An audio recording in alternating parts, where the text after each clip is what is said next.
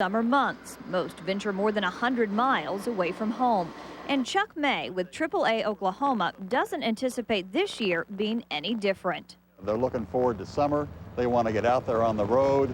They're going to go ahead and do their vacation and not be held hostage by some threat of unknown terrorist activity. I think that's where we're actually losing the battle, because we're letting fear alter our lifestyles, and I disagree with that 100%. Bob Mooneyham isn't fazed by the new terror warning. He says he'll continue living a normal life. You have to take precautions and that sort of thing, but you know, the bottom line is that we can't let fear interfere with what we do in American society. I'm going a lot of places. Rita Maxwell isn't changing her plans either. And life happens.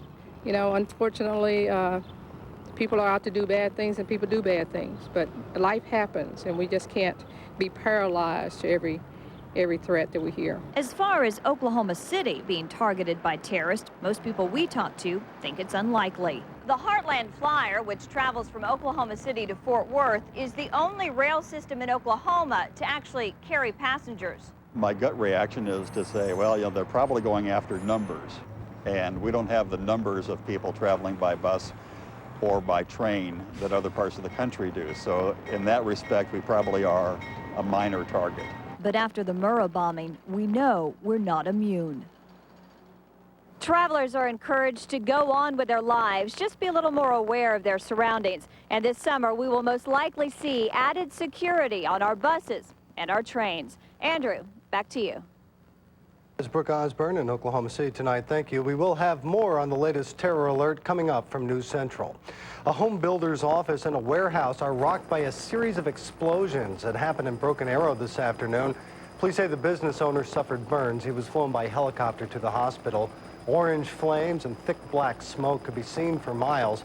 The owner had been doing some welding before the fire, but no official word on what started it. Nichols on trial. The man who sold Timothy McVeigh the car he was driving when he was arrested takes the stand today. Thomas Manning is the manager of a tire store in Junction City, Kansas. He says McVeigh disappeared for 15 to 20 minutes during that transaction. Prosecutors say that was enough time to make a call to reserve the Ryder truck. Evidence shows McVeigh made a series of calls using a prepaid card issued to an alias used by Terry Nichols. A man is killed today in a wreck in northwest Oklahoma City. He was riding on his motorcycle headed southbound on Santa Fe near Memorial.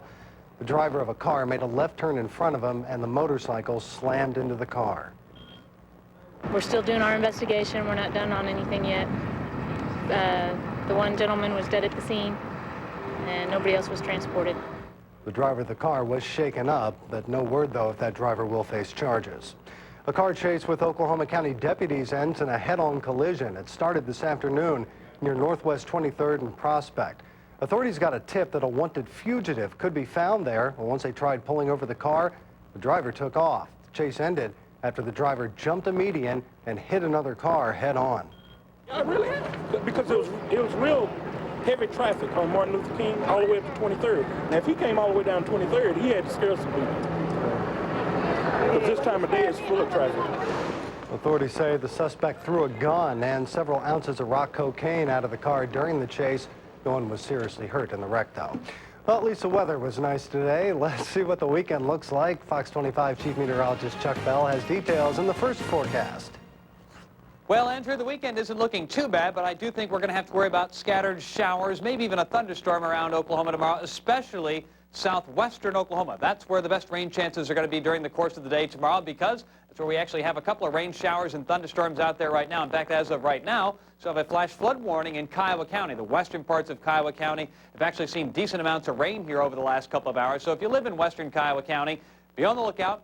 Flash flooding is a possibility, especially if you live in a flood-prone area. And watch out, and remember, never drive over water-covered roads. Temperatures around Oklahoma, 53 in Enid right now, 56 in Clinton and Weatherford, 62 degrees in Ardmore. And here's your forecast for your Saturday. Not going to be a bad day, but it won't be quite as warm as it was today. Partly cloudy skies, a pretty stiff north breeze tomorrow. Wake-up temperatures around 47.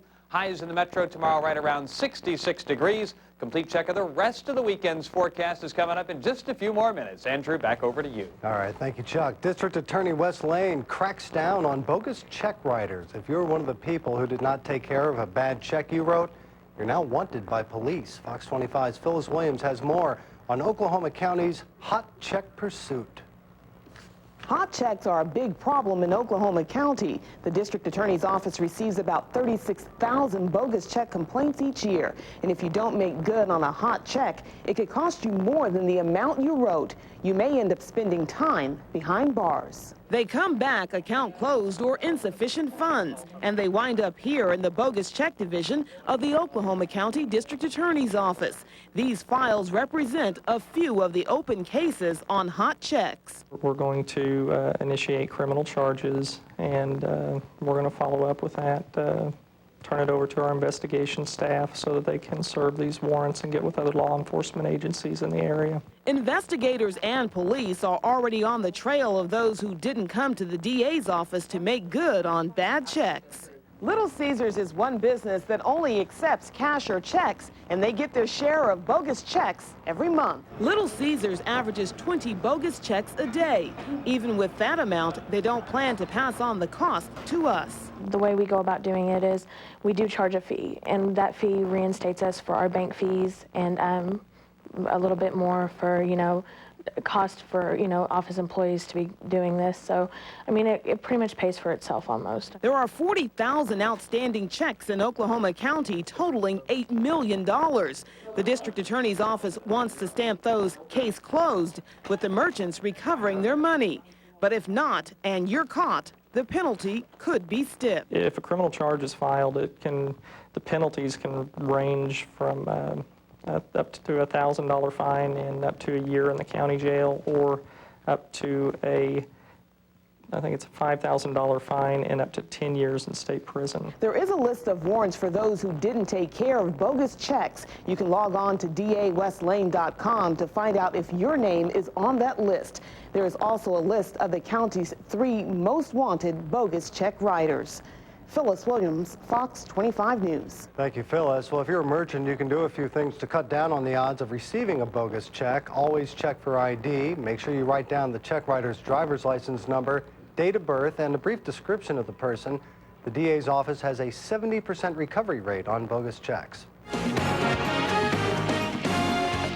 Fox 25 follow-up. Authorities in Logan County are still searching for 2 men who escaped from the county jail. Daryl Omar and Loke Lee escaped the jail by breaking through a wall in the Logan County Courthouse, which is above the jail.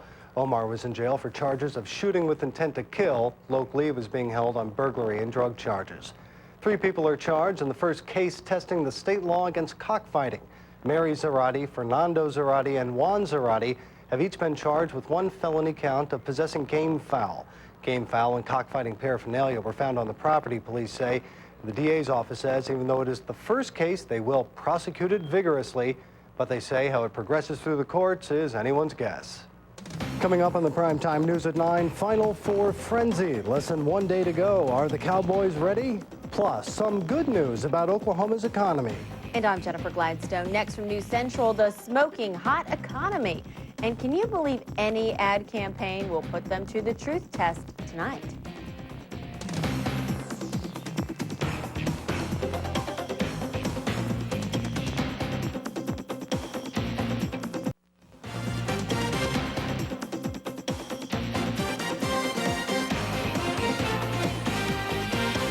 While jobs are leaving our country in record numbers, George Bush says sending jobs overseas makes sense for America.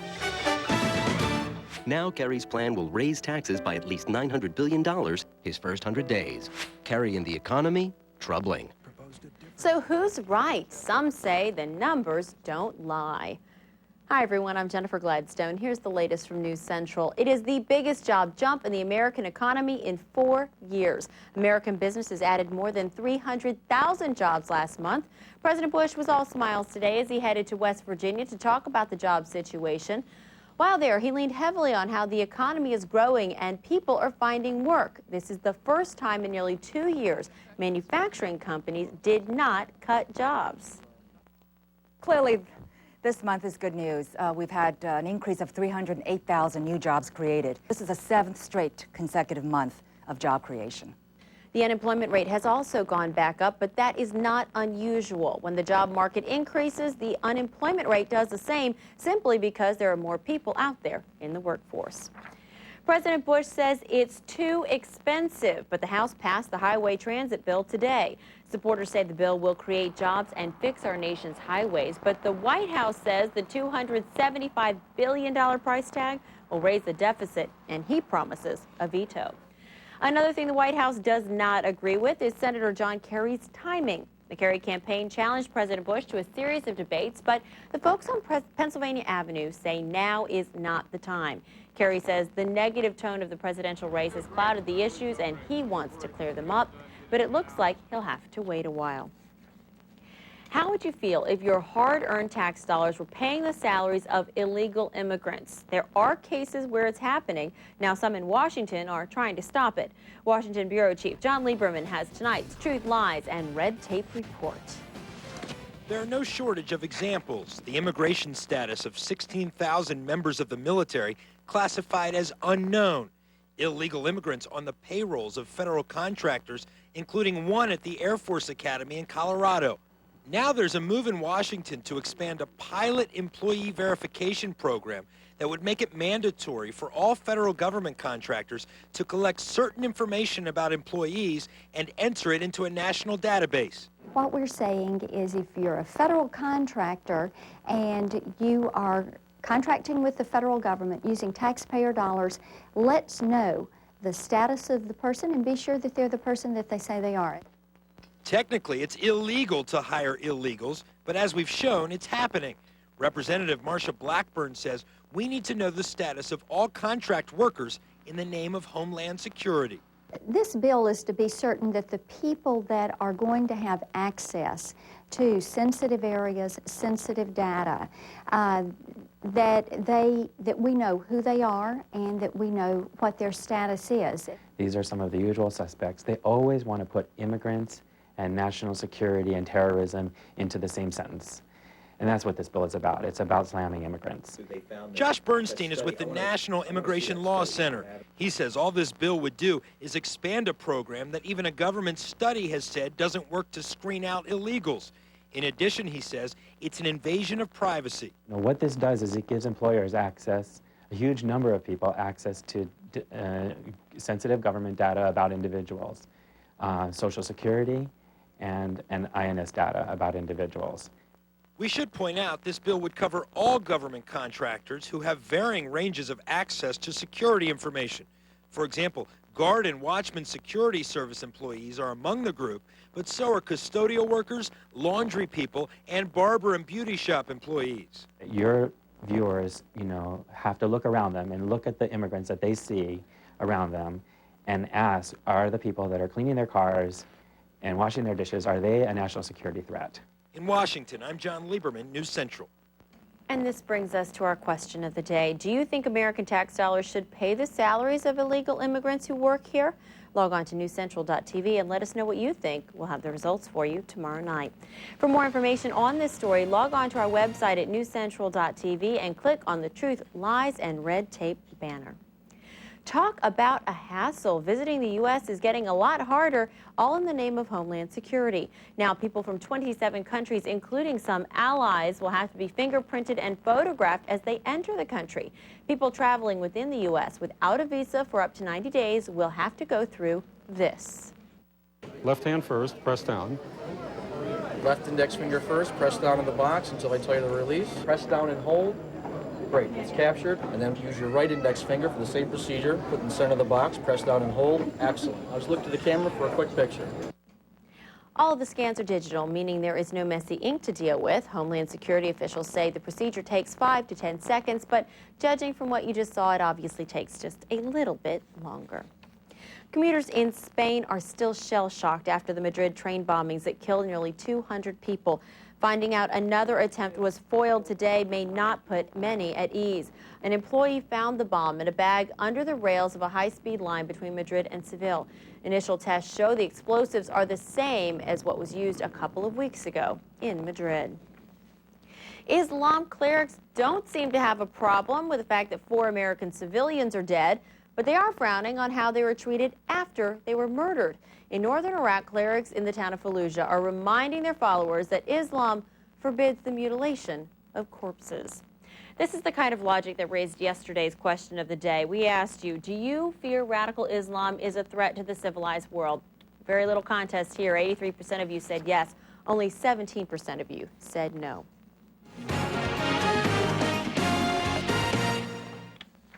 In the courtroom tonight, prosecutors say they will try 2 Tyco executives again. The judge declared a mistrial today after 6 months of testimony because of accusations that one of the jurors was either being threatened or coerced. The defense repeatedly asked for this mistrial. This is how it came out, and so therefore we have to deal with the reality of life. Look, I've been doing this 40 years. I will tell you, if I piled up all the experiences top to bottom, I ain't seen nothing like this yet. But, you know, what can I say? We're disappointed because of events that occurred outside of the courtroom, that this case did not reach verdict. The former executives are accused of stealing $600 million from the Tyco Corporation. A grand jury hearing the case against Michael Jackson has called it a weekend. Jackson's attorneys are still hard at work, though, and say they have 100 items that will prove Michael's innocence. They've given the list to the prosecutors who will present it to the grand jury. It was a vote that made headlines across America. Commissioners in Ray County, Tennessee, passed a bill to ban homosexuals and charge them with crimes against nature. 2 days later, the motion was withdrawn, but the tension remains there. John Dunn of News Central Nashville has more. Peace and quiet is usually the way you describe Ray County, but lately in this rural county of 28,000, there's been an uproar. We're here! We're queer! Get used to it! It started just over 2 weeks ago when Commissioner J.C. Fugit introduced a motion to ban homosexuals. Fugit said, quote, "We need to keep them out of here." The motion passed unanimously. But 2 days later, after word got out, Commissioner Fugit rescinded his motion in front of hundreds of people. Well, if they thought things were going to get better after this, they're not. They're totally worse. Christy Bacon is openly gay and lives in Ray County. She says although the ban on homosexuals may be gone, the sentiments remain. I can't go to certain stores anymore here. I can't get gas from certain places here anymore.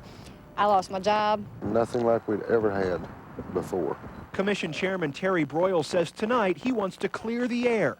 He contends most commissioners thought the original vote was not to ban homosexuals, but to restrict gay marriage. My understanding of the resolution as it was being discussed was that prior to the vote that we were dealing with same-sex marriage. This isn't the first time Ray County has debated morality. In 1925, this same courthouse played host to the Scopes monkey trial. And just like 79 years ago, there are 2 sides. In my opinion, gay people have the right to do whatever they want. If they're happy, leave them alone. God didn't mean for a man to love a man and a woman to love a woman. On the courthouse square, there are signs with strong messages and words with strong emotions. God don't like sodomy. He's proved that time and time again. Still, many in Ray County wish this issue had never come up. It just shows how backwards everybody is here. It makes the whole town look like everybody's anti-gay, and it's not like that. As the fighting continues, some feel the damage here may be beyond repair. In Ray County, Tennessee, John Dunn, News Central.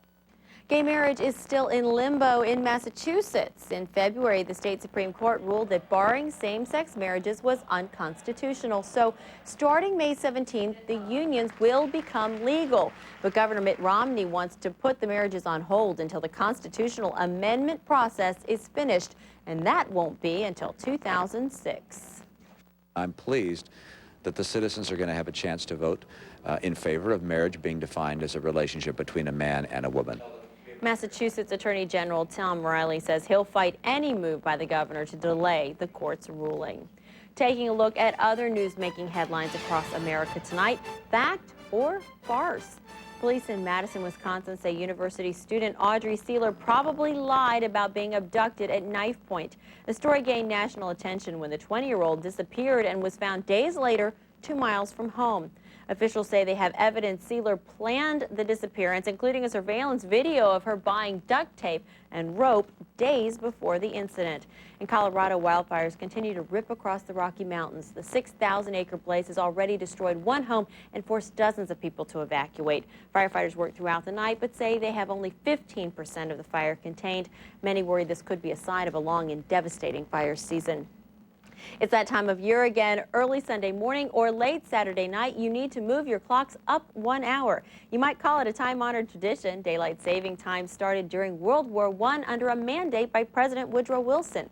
War takes an economic toll on a nation, and extending daylight hours during waking hours reduced the use of electricity. So before you go to bed tomorrow night, turn your clock ahead 1 hour. You lose the sleep now, but gain lots of summertime later. Two boys living in the woods with no parents to raise them. Coming up, the Wild Boys really have parents, and we're going to show you how they were reunited. That is just ahead on News Central. Also ahead, are the Cowboys ready for San Antonio? Is San Antonio ready for the Cowboys?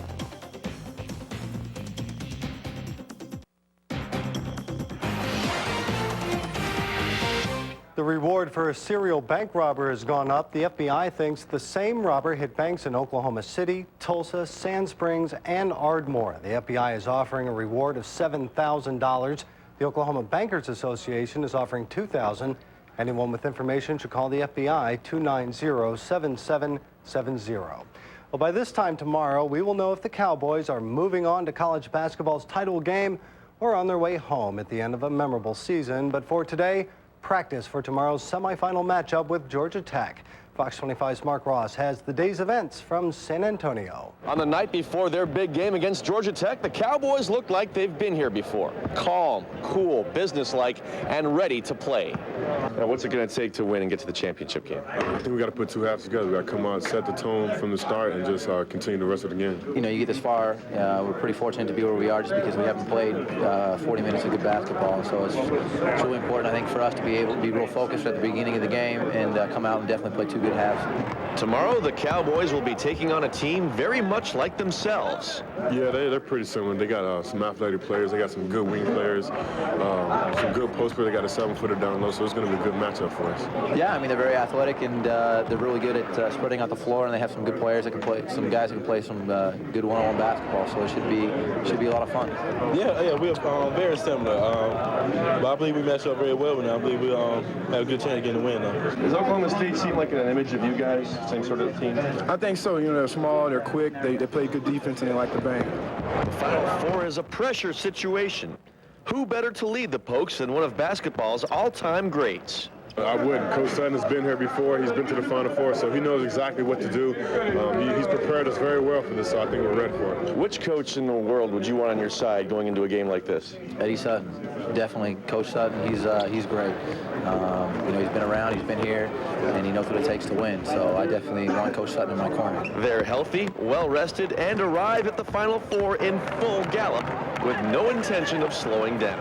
We don't think about losing, and so definitely, I guess it's a success because everybody wants to get to the Final Four. I mean, that's what it's called, the road to the Final Four. But at the same time, we definitely came here to win, that's for sure. Several OSU players echoed the same sentiment. They're glad they're in the Final Four, but they didn't come down here to hang out at the Riverwalk. They want to remember the Alamo and especially what happens here in the Alamo Dome. In San Antonio, Mark Ross, Fox 25 Sports. Thank you, Mark. Well, as for Georgia Tech guard B.J. Elder, he is expected to play despite his sprained right ankle. Cowboys say they aren't worried, though. They are more focused on their destiny that has already got them this far. Tip-off is tomorrow, 5:07. Stay with us. Chuck is up next with the weather.